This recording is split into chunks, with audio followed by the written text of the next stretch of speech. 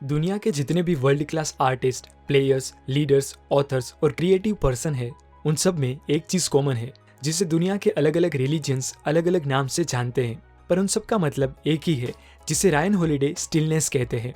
Stillness मतलब खराब से खराब और अच्छी से अच्छी सिचुएशन में भी अपने माइंड को स्टिल रखने की कला।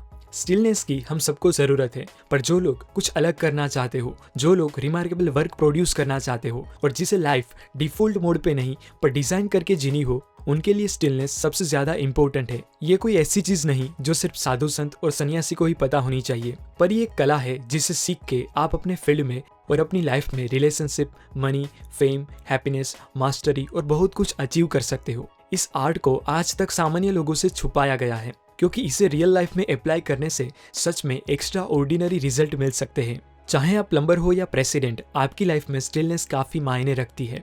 इसलिए आज मैं बात करने वाला हूँ रायन हॉलिडे की latest book stillness is the key, an ancient strategy for modern life के बारे में। रायन ने अपनी पहली 2 best selling books obstacle is the way and ego is the enemy, ancient Roman philosophy, stoicism पर लिखी थी।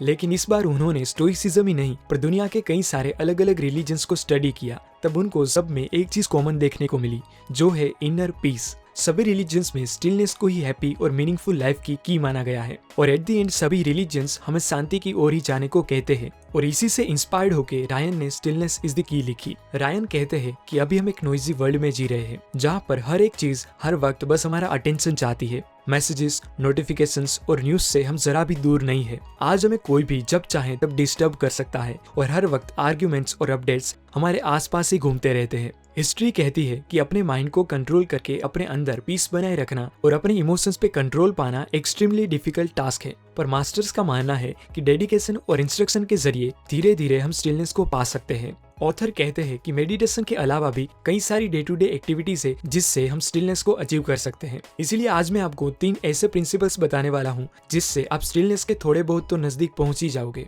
Number 1 and the most important principle is manage your inputs. 1990s में साइंटिस्ट ने CNN इफेक्ट को जाना कि 24/7 ब्रीथलेस मीडिया कवरेज, अपडेट्स और information का फ्लो हमें रिएक्टिव होने के अलावा कुछ भी करने को इंस्पायर नहीं करता। आज हमारे पास हद से कुछ ज्यादा ही इन्फॉर्मेशन और एंटरटेनमेंट अवेलेबल है, जितनी हमें जरूरत भी नहीं। और प्राचीन काल से ही हमारा ब्रेन कुछ पैटर्न्स में बिल्ड होने की वजह से वो हर वक्त नोवेलिटी और एंटरटेनमेंट चाहता है, क्योंकि उसे लगता है कि जितना ज्यादा हम इंफॉर्मेशन कंज्यूम करेंगे उतने ही हमारे सर्वाइवल के चांसेस भी बढ़ जाएंगे। इसीलिए हम हमारा प्रीशियस टाइम मीडिया के ड्रामा और डिस्ट्रैक्शन जैसे कि news, social media, web series, TV और दूसरों के साथ आर्ग्यूमेंट करने में स्पेंड कर देते हैं। American economist and cognitive psychologist Herbert Simon कहते हैं कि wealth of information creates a poverty of attention. इस बात को शायद आप मानोगे नहीं, पर अभी यूट्यूब पर आपके पास इंफॉर्मेशन की वाइड वेराइटी अवेलेबल होने से आप में से ही अभी कुछ लोग इस वीडियो को देखने के साथ साथ कमेंट पढ़ रहे होंगे, या कोई दूसरे इससे भी अच्छे वीडियोस की तलाश में स्क्रॉलिंग कर रहे होंगे। फिर उस वीडियो को देखते वक्त भी यही एक्टिविटी करते रहेंगे,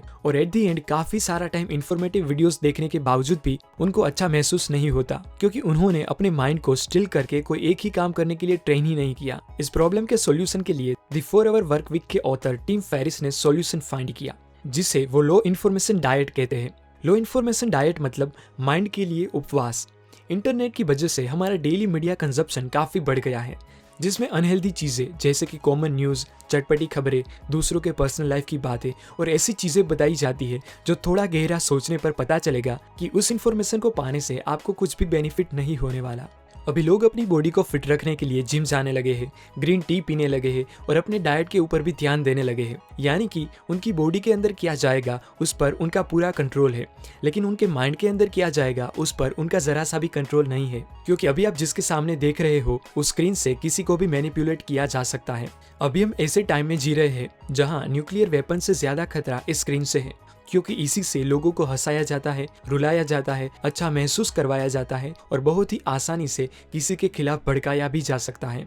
अगर आपने नोटिस किया हो तो आजकल एड्स में ज्यादातर ब्यूटीफुल फीमेल मॉडल्स को ही दिखाया जाता है, क्योंकि वो हमारे माइंड के डीप इमोशंस को टारगेट करना चाहते हैं, जिससे बहुत ही आसानी से वो हमारा अटेंशन पा सके, क्योंकि हम ओवर स्टिम्युलेटेड होते हैं। कभी कभी एक नन्हा सा रेड कलर का नोटिफिकेशन आइकन हमारे कई घंटे वेस्ट करने का रीजन बन जाता है। इसीलिए अगर हम अपनी अर्जिस को कंट्रोल करके अपने इम्पल्सिस को इग्नोर करना सीख ले तो हम मेंटल टफनेस और स्टेबल माइंड को पा सकते हैं जो इजीली फोकस रह के वर्क कर सके। सो मेरा कहने का मतलब यही है कि जैसे आप हेल्दी फ्रूट्स ही खाते हो और सड़े हुए फ्रूट्स को खाने से पहले सोच के इनकार कर देते हो, उसी रूल को इन्फॉर्मेशन कंजप्शन में भी अप्लाई करो और किसी वीडियो, आर्टिकल, न्यूज़पेपर, ब्लॉग और एड को देखने से पहले थोड़ा सोचने के बाद ही एक्शन लो, जिससे आपका माइंड थोड़े ही दिनों में काफी क्लियर सोच वाला बन जाएगा। ये एक सीक्रेट है जो सक्सेसफुल लोग आपको नहीं बताते कि उनका जितना कंट्रोल उनके पेट में जाने वाली आइटम पर होता है, उससे भी ज्यादा कंट्रोल उनके माइंड में जाने वाली आइटम पर वो रखते हैं। क्योंकि ऐसी वैसी चीजें खाने से जैसे हेल्थ बिगड़ जाती है,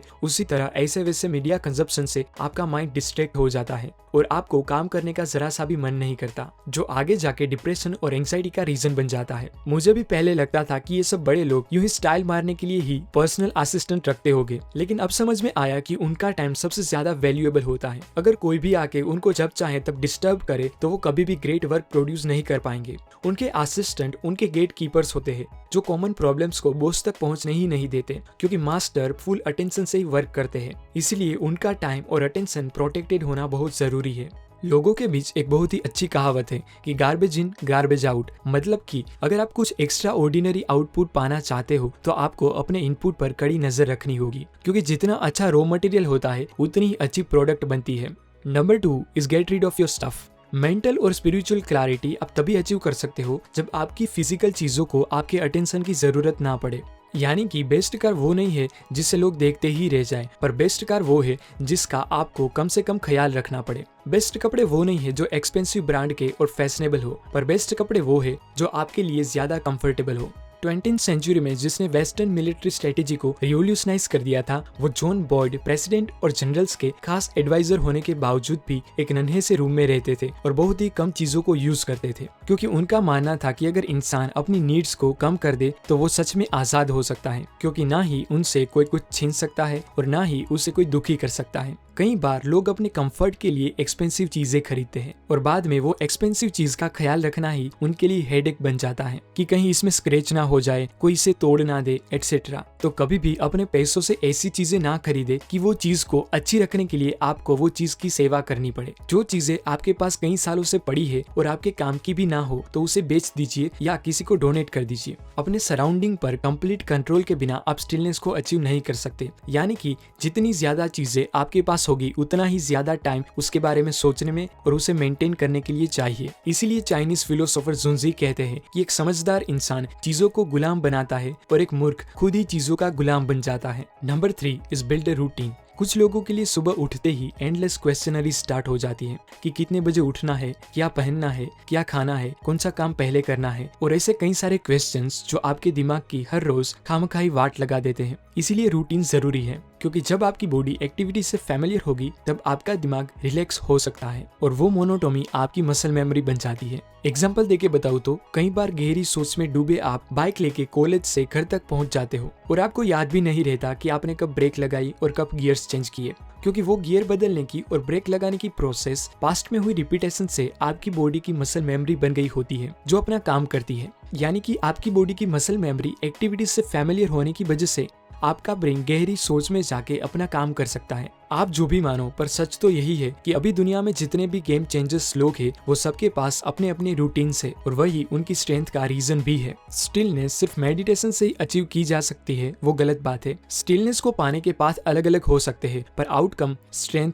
happiness, mental toughness, control over emotions और इनर पीस है। इस बिजी 21st सेंचुरी में स्टिलनेस आपकी एक यूनिक स्किल बन सकती है, जिससे आप हाई प्रेशर सिचुएशन में भी एक अल्फा मेल की तरह क्लियरली सोच के बहुत ही इजीली सिचुएशन को कंट्रोल कर सकते हो। वीडियो को एंड करने से पहले मैं आपको एक गोल्डन नगेट देना चाहता हूँ जो मैंने इस बुक से सीखा है कि नेक्स्ट सुपर पावर उन्हीं के पास होगा जिनका उनके ब्रेन में जाने वाली इंफॉर्मेशन पर पूरा कंट्रोल हो, क्योंकि इंफॉर्मेशन से परसेप्शन और परसेप्शन से ह्यूमन बिहेवियर जनरेट होता है ना। ये सभी प्रिंसिपल्स मैंने स्टिलनेस इज द की से सीखे हैं, जो मुझे सच में बहुत ही अच्छे लगे, और इसमें और भी कई सारे प्रिंसिपल्स है जो शायद आपको भी पसंद आए। अगर आप इस बुक को रीड करना चाहते हो तो इस बुक की लिंक मैंने डिस्क्रिप्शन में दे दी है, जिससे आपको जरूर कुछ ना कुछ नया सीखने को मिलेगा। धन्यवाद।